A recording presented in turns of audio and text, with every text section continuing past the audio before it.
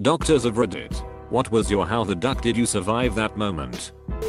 Second year during my neurosurgery residency. Woman got shot execution style, kneeled down on both knees. Shot in the back of the head, think Boondock Saints style, by her husband, who then shot himself. In the ear the patient was barely breathing and had a hemoglobin of 5.0. There was so much scatter from the metal artifact on the court of her head that we didn't know what we were getting into, but we brought her emergently to the OR to do an exploratory craniectomy. We made incision and took off a flap of this thick, mangled skull where she was shot in the back of her head. Her shards of skull tore a massive hole in her superior sagittal sinus big brain vein that we had to repair. We found some small fragments of bullet, but no big slug. When I went back to repair the portion of skull we cut out to access her brain, I found the bullet embedded in her skull. As we get older, our skull thickens, but this girl was young.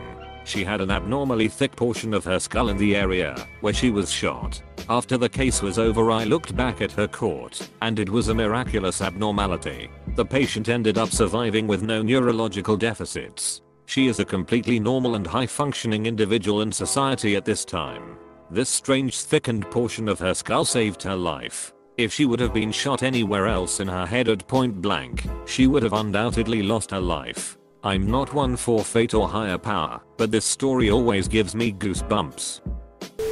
Not a doctor, but I'm a firefighter, so I see my fair share of trauma. About a year ago, we responded to a call that went out as an individual who had a car fall on his face. He was hotboxing in his garage while working underneath his car that was supported by scissor jacks. Something to note, the car didn't have any tires on the front end where he was working. One of the scissor jacks had slipped out from underneath the car, and the whole weight of the car landed directly onto the side of his head with no tires to stop the fall. We got our rubber airbags out, lifted the car, pulled him out, and got him onto a stretcher. After taking 2,500 pounds of weight to the head, he somehow got out of it with a fractured orbital and a laceration on his cheek. First year of my core surgical training, I was on call in a very small rural hospital. This hospital only had 2 doctors on at night, me and a medical trainee, and no emergency doctors. It's about 11 PM and this guy, 26, comes in after being in a fight. Blood pumping from his nose, which was clearly fractured. I suspected he probably had other facial fractures underneath, but he was awake and talking to me, otherwise seemed fine. I spent about 45 minutes trying to stop the blood, using all sorts of nose packs, pressure, even tried a catheter balloon to try and tamponade it. Nothing was working, and he was starting to go into shock, and I was basically shitting myself at this stage.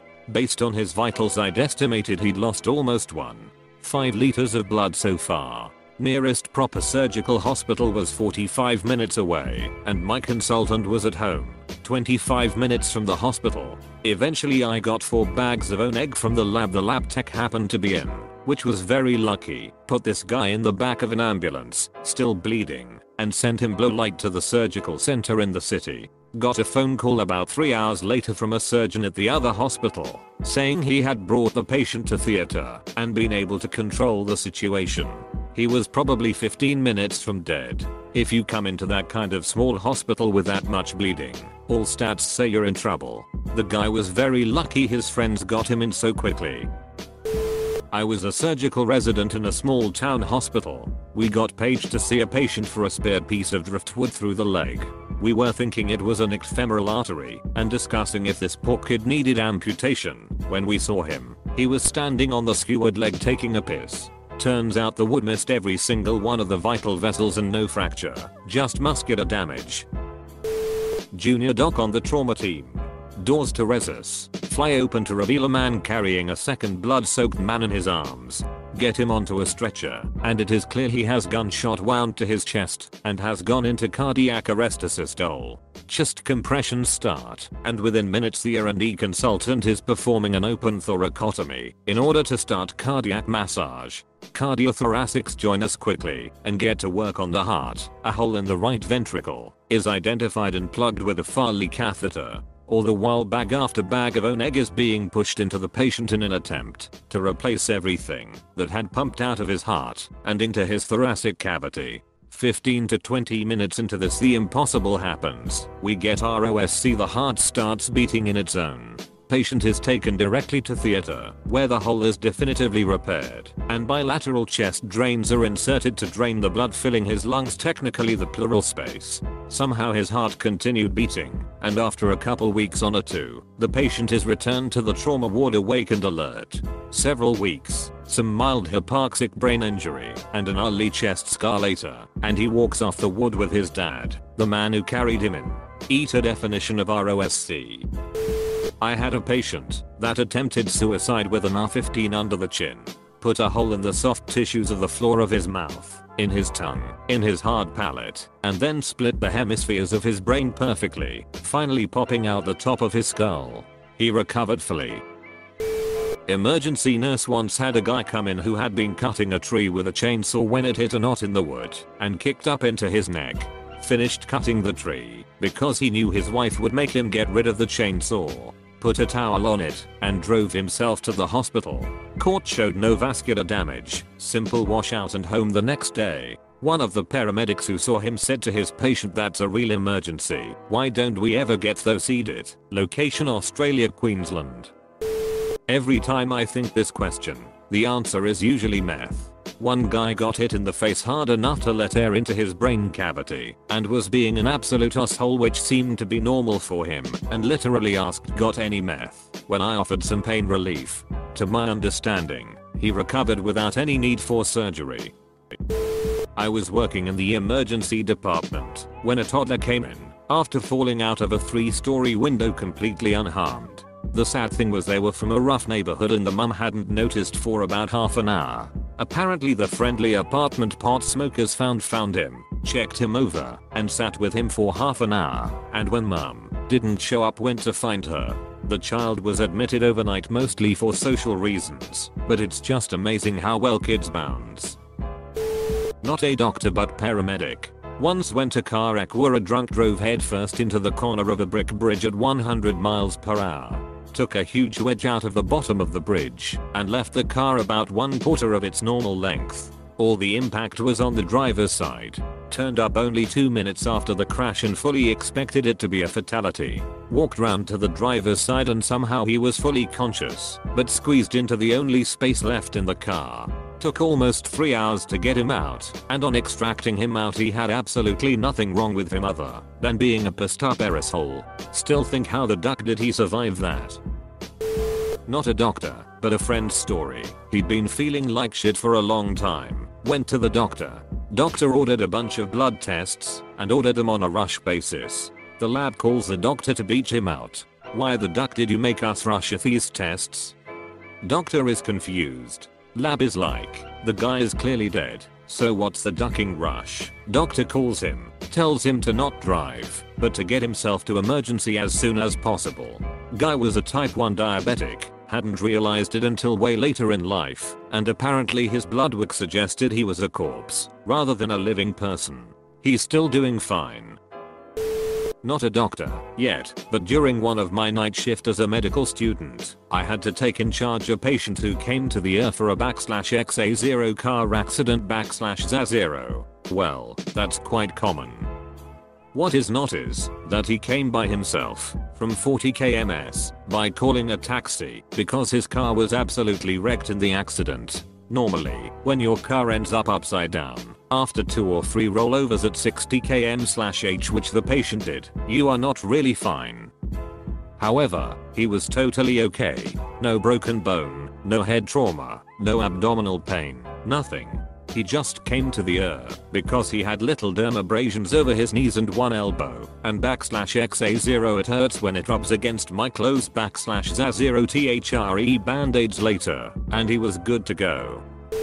Not a doctor, but a fellow worker took a 35-pound steel plate being propelled by 3770C equivalent to 188. 5 car tires to the face. Sent him 15 feet in the air and 40 feet back. Broke every bone in his face. Lived and back to work 8 months later. Edit. My math with car tires is awful. I'd meant to try and put it in terms I thought redditors may understand. Also, till car tires optimal C rating. is 3235. It was 26 MPa.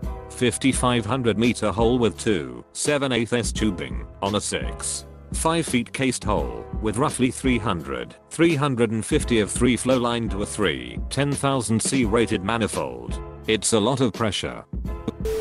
Patient, not as cool as most of these, but I was puking for 3 days straight before going into urgent care. I wasn't even going to go in, but my family said I looked awful, and I eventually relented. They said I had appendicitis. Due to a mix-up, I didn't get operated on for over a day later.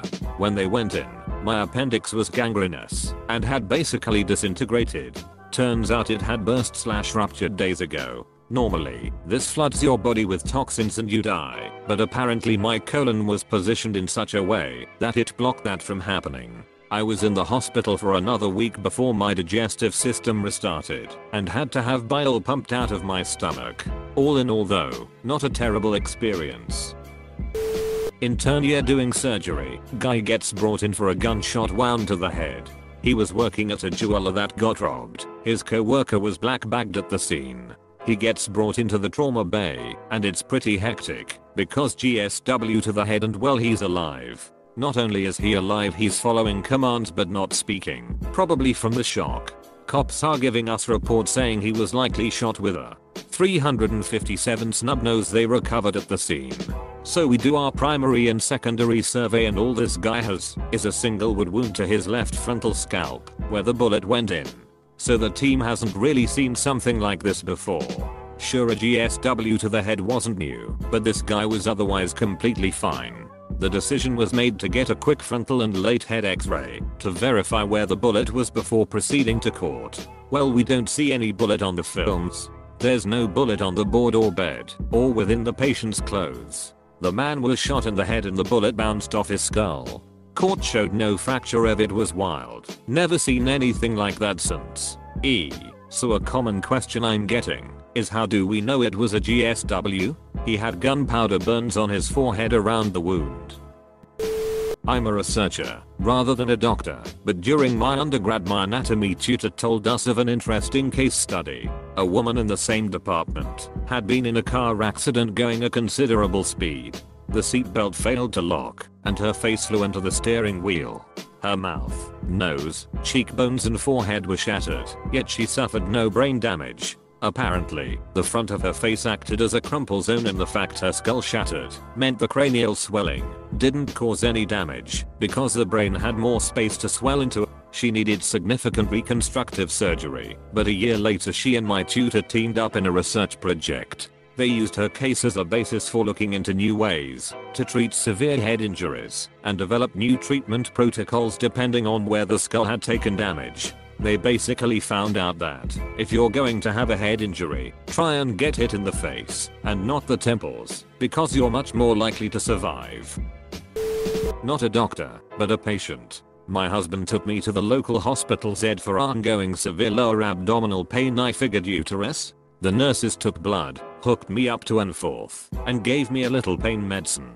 A nurse I hadn't yet seen came into the ed room looking very nervous and told me I was being admitted as my platelet count was 6,000. My husband and I were like, what? The nurse was very surprised I had no symptoms like bruising, nosebleeds, and blood in urine or stool. He looked very concerned, and the medical team rushed to get me into a room. The only symptoms I had were fatigue and heavy menstrual flow. Both symptoms had been my companions since I started my period at 11 years old. The next morning a hematologist came to my room and explained my diagnosis and that it was entirely idiopathic. He told me I was lucky to not have had crazy internal bleeding into my brain or a stroke. He prescribed a regimen of 60 mg of prednisone daily, which I was on for a year and a half. Not recommended. It was awful. The idiopathic thrombocytopenia made no progress. It was finally decided to proceed with a splenectomy. Recovery was brutal. Having a huge incision down the length of your abdomen makes everyday tasks very difficult and painful. Almost 5 years later, my platelet count is normal. My period can go to hell in a handbasket, though. An elderly lady had a massive brain hemorrhage, was transferred to terminal care to the health center inpatient ward I was working at as the doctor. Her prognosis was that she would die at any moment. There was no treatment. She was comatose, but breathing spontaneously through a tracheotomy tube. A week passed, with no medications, no food, no fluids, still alive. Then she began to stir, came conscious. Delirious, but conscious. So we started IV fluids, appropriate medications, and eventually physiotherapy. After a few months she moved into the local nursing home, lived for a few years. She had profound dementia, but was able to move. I wonder if the air moisturizing device in the room, because of the tracheotomy, kept her hydrated, because a healthy person would generally not survive a week without fluids. Psych patients definitely win this one. This schizophrenic woman thought she was an angel and had wings, went off of her meds, and tried jumping out of the 4th floor balcony. Half her bones were shattered, her skull and jaw were fractured which had to be wired, but she miraculously survived. All her words come out weird and there are scars all over her body, but she's alive. Shen still thinks she's an angel. Not a doctor. This is a story about my dad's best friend, or as he's more commonly known, the human kebab. So this guy decides to take his dogs out on a walk on a particularly cold Scotland morning, and on his way out slips on some ice. Unfortunately he landed on a metal pole that was being used to hold up flowers or something. Anyway, this pole goes in through his side just under the ribcage I believe, and exits through his neck. After being rushed to the hospital and had x-rays and whatever done, the doctors concluded that the pole had missed all vital organs, veins and arteries, and they basically just had to pull it out. This all happened many years before I was born, but it still absolutely blows my mind.